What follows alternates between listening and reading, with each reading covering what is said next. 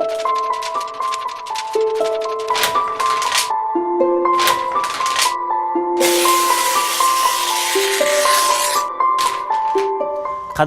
яъне осорхонаи адабии устод Садриддин Айнӣ дар кӯчаи Ҳамза Ҳакимзодаи шаҳри Душанбе воқеъ гардидааст. Устод Садриддин Айнӣ дар ин ҳавли солҳои охири ҳаёташро яъне аз соли 1951 то соли 1954 сипарӣ намудааст. 3 сол ҳам хотираҳои хеле рангин дорад.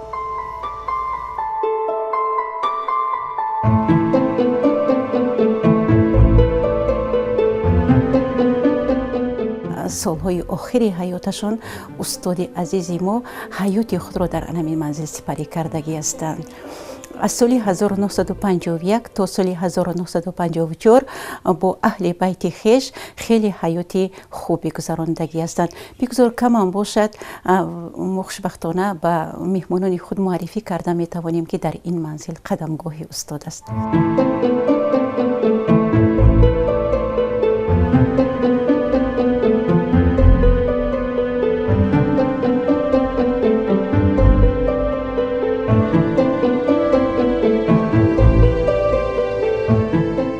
дастгоҳи чопӣ истеҳсоли қазон буда дар он солҳо ба ҳар кас дастрас набуд.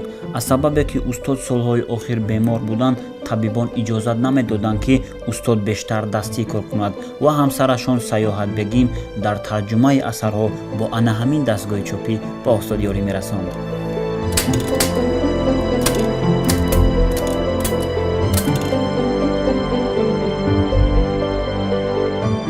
ز لوح گورها از مرمری سردی مزارستان، ز خاک مردگانی مرده‌تر از زنده در گوران، ز نقش هر کتیبه نقش ناخن در تن زندان، ز ساحل‌های بی دریا ز دریاهای بی جریان. تو ما را یافتی استاد، تو ما را کافتی استاد. این شخصیت بزرگ با بسیار از آثار گرانبهای خود که امانند یادداشت‌ها که انسیکلوپدیای خلق تاجیک به شمار می رود، تمام جزء دوران گذشته که دوره امیری را در این اثر خود نشان دادند. اشیاهایی که از استاد باقی موندگی است همچون نگاره‌های نادر حفظ کرده می‌شوند.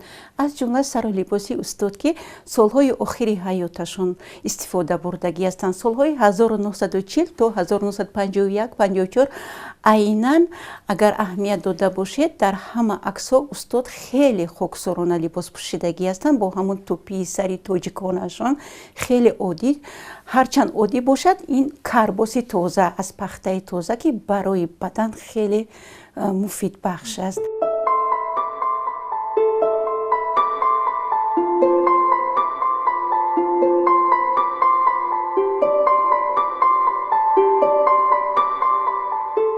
وقتی که ما از کار و فعالیت استاد صدرالدین عینی برخوردار میشویم که چگونه در جاده زندگی عذاب و مشقت‌های زیادی را پس سر کرده است و آنها را ما به چشم آمده، مثلا کتاب‌های استاد عینی را و آن رسم‌هایی را که از استاد عینی در آثارخانه واقف گشتند، آنها را ما تماشا میکنیم، با چشم خود میبینیم که این البته باز یک تأثیر خوب مثلا برای ما گذاشته میتواند. هنوز در بخارا زندگی میکردن، خیلی همنشینان، دوستان، رفیقان زیادی داشتن که با یکدیگر تفاهم میکردن. از جمله حاجی عبدالعزیز سمرقندی یک شخصیتی که برای موسیقی کلاسیکی شش مقام خدمت ارزنده کردگی هستند. دوستی نزدیکی، دوست همنشین نزدیکی داملویانی بودن که همراه بزم ها تشکیل میکردن و همین تنبوری که در دست من است، این تنبور از حاجی عبدالعزیز سمرقندی بوده با استاد عینی تحفه شده است. асо хеле зебост, бо нуқра ороиш дода шудааст. устод Садриддин Айнӣ ду то асо дошт, яке дар хона музеи шаҳри Самарқанд, дигаре дар қадамҷояш шаҳри Душанбе нигоҳ дошта мешавад.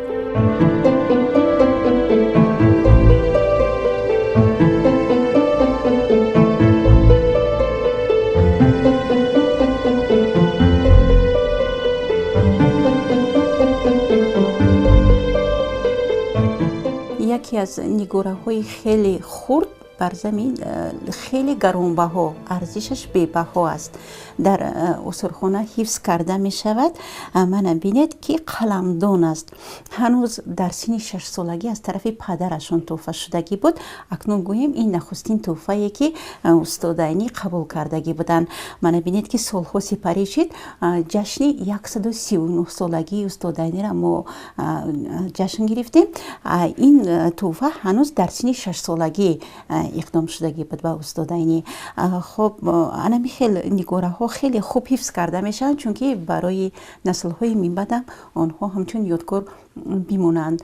همون ذوق و شوق و رغبت پسرشون رو دیده پدرشون با اون کس یک قلمدان تحفه میکند، چون که بسیار میخواستن استاد عینی که تیزتر به نوشتن شروع کنند. من بینید که یک چیزی خیلی زیبایی که تو هنوز موهیت و نقش خودش هیچ گم نکرده است.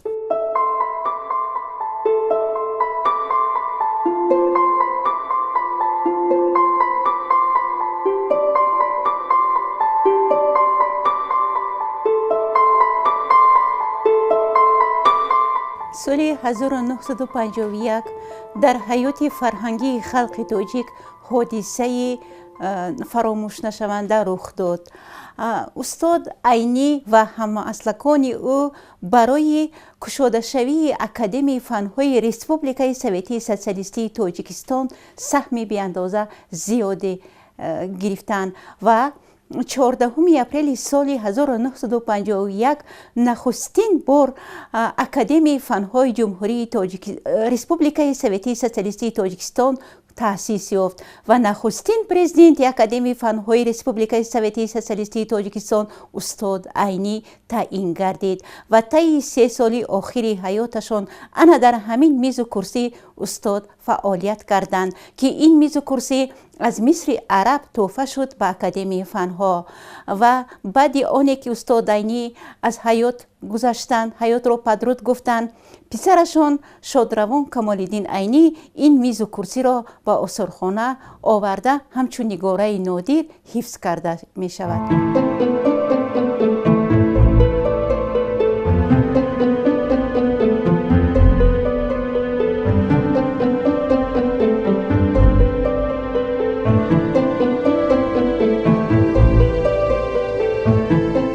استاد عینی یک نسل خیلی خوبی دارند که در همین دوشنبه شهر زندگی دارند.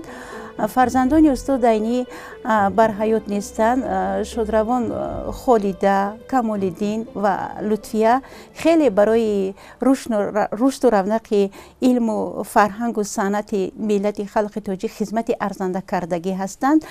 حاضر اکو پیوندان من شادروان کمال‌الدین عینی، ایرج، لیلا بانو، فرزندی لطفیه عینی، رخشان خیلی با ما در همکاری هستند، پیوسته به واسطه در چهاربینی همون اشتراک میکنند. برای آبادانی استخوان‌خانه کوشش میکنند که سهم خود را گذرانند.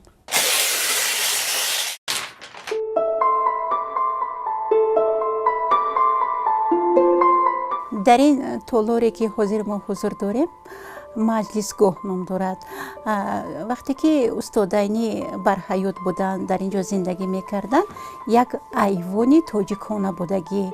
خیلی بعداً با تقاضای زمانه کمی دیگرگونی ها در آورده شده است و ما به تالاری مجلسگاه ترتیب عوض کرده ایم و بعضی محفل ها چهاربینی های علمی فرهنگی مون در همینجا همراه دانشجویان میگذرانیم، چون که اکنون برای گذراندن همین چهاربینی ها عینی مدعا است. زی اعماق فراموشخانه های تیره تاریخ، زی خاکی که شده آماجگاه تیر بدخواهان، چو ابیاتی پریشانی که ماند از رودکی میراث، تو ما را جمع آوردی زی هر مجموعه و دیوان، تو ما را زنده گرداندی و ما را شناساندی. چو ایوانی ولنگاری که نه بام و نه دیوارش، چو دیواری حصاری که نه سنجی و نه بالارش، تو تاریخی خرابی خلق را ترمیم ها کردی، شناساندی به بنیادش، به فرهنگش، به آثارش، که ما هم آدمیم آخر و از این عالمیم آخر. сардафтари адабиёти муосири тоҷик Садриддин Айнӣ барои таҳкими адабиёт, барои гиромидошти забон, барои якпорчагии Тоҷикистон мубориза бурдааст. зиёрати қадамҷои ӯ корест хайру савоб.